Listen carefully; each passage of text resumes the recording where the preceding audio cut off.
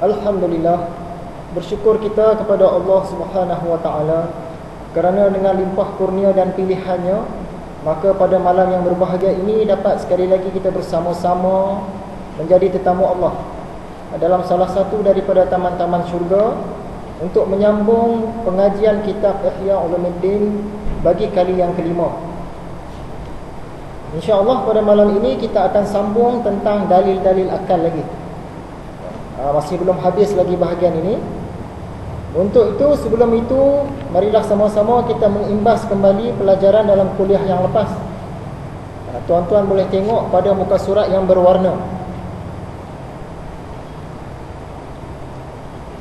Imbas kembali pelajaran kuliah kali yang keempat. Imbas kembali ini bukan apa, untuk memantapkan ingatan kita.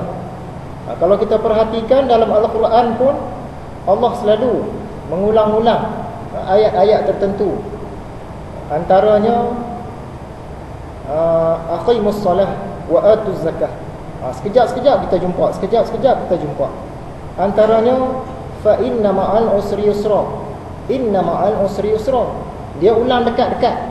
Padahal kalau Allah cakap sekali saja pun sudah menunjukkan kuatnya. Tapi dia nak kuatkan lagi, dia sebut dua kali dekat-dekat. Sesungguhnya di sebalik bersama setiap kesukaran itu ada kemudahan. Dia ulang lagi, bersama setiap kesukaran itu ada kemudahan. Padahal kalau Allah tak ulang banyak kali pun, sekali pun dia cakap dah cukup dah. Tapi dia ulang. Jadi kita pun macam tu jugalah. Jadi tuan-tuan yang dirahmati Allah sekalian, dalam kuliah yang lepas antara perkara yang kita kongsikan, yang pertamanya persoalan, bagaimanakah mahu mendapatkan sifat qanaah? Yang pertama kita kena minta daripada Allah. Sebab apa? Sifat qanaah ni Allah yang punya. Kalau dia tak bagi, tak dapatlah kita. Jadi kita mohon kepada Allah supaya dia anugerahkan kepada kita sifat qanaah. Dengan cara itu mudah-mudahan dapat kita sifat qanaah. Kena minta daripada Tuhan dia. Kalau tak minta memang tak dapatlah. Yang kedua, kena selalu-selalu kita lihat orang yang di bawah daripada kita dari segi kehidupan. Kalau kita asyik tengok orang yang di atas saja, kita akan rasa kehidupan kita ni macam tak cukup. Kita nak jadi macam orang di atas kita juga. Kita kena seimbang. Tengok orang-orang yang di bawah supaya kita rasa bersyukur, yang nantinya akan melahirkan sifat qanaah. Satu lagi, kita tengok juga orang yang atas supaya kita ada motivasi untuk memperbaiki diri kita. Jadi kena tengok dua-dua. Orang-orang yang atas daripada kita pun kena tengok, orang-orang yang di bawah daripada kita pun kena perhati juga.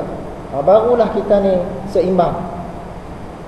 Yang ketiga, untuk mendapatkan sifat qanaah, kita kenalah banyakkan bergaul dengan orang-orang yang kita lihat dia ni ada sifat qanaah. Rasa-rasa orang ni qanaah orang dia, kita bergaul lah dengan dia.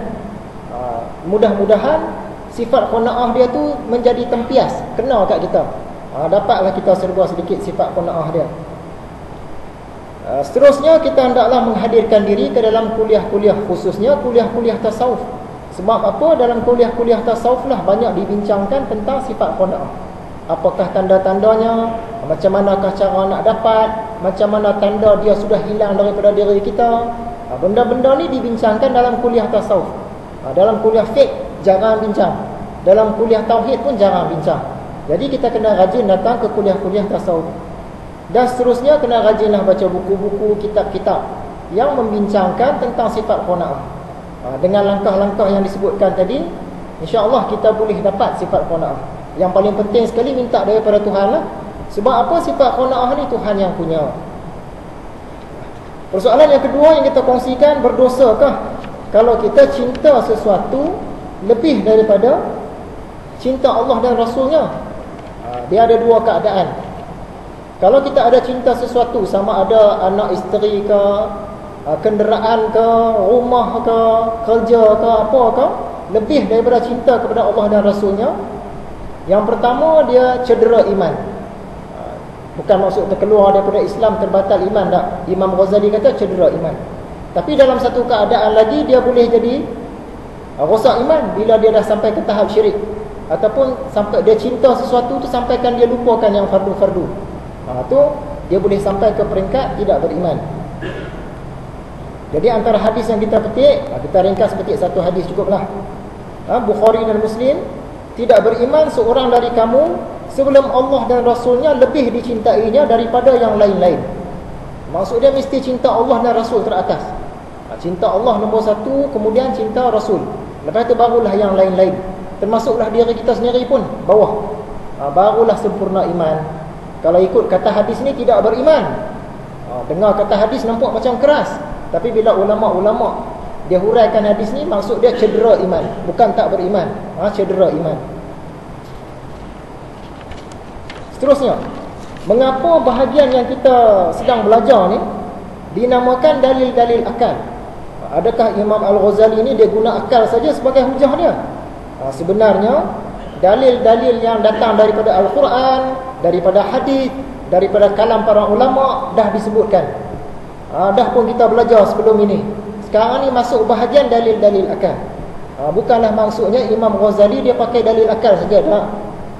Cuma dah sampai kepada bab tentang dalil akal. Dia cerita pasal dalil akal. Sebab itu kitab bab kita ni dinamakan tentang dalil-dalil akal dalam membicarakan kelebihan ilmu. Dalil-dalil akal. Kita gunakan akal kita, kita dapat faham kenapa ilmu ni dia ada kelebihan, ada fadilah dia.